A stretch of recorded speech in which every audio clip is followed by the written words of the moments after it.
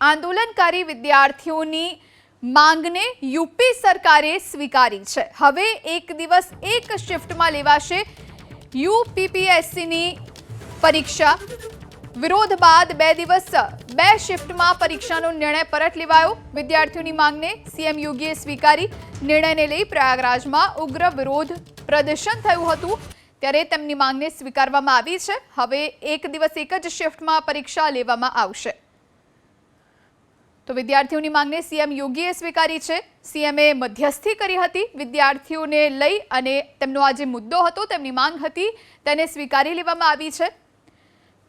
છેલ્લા થોડા દિવસથી વિરોધ પ્રદર્શન વિદ્યાર્થીઓ કરી રહ્યા હતા। તો વિદ્યાર્થીઓની માંગને સીએમ યોગીએ સ્વીકારી છે। સીએમએ મધ્યસ્થી કરી હતી। વિદ્યાર્થીઓને લઈ અને તેમનો આ જે મુદ્દો હતો, તેમની માંગ હતી, તેને સ્વીકારી લેવામાં આવી છે। છેલ્લા થોડા દિવસથી વિરોધ પ્રદર્શન વિદ્યાર્થીઓ કરી રહ્યા હતા।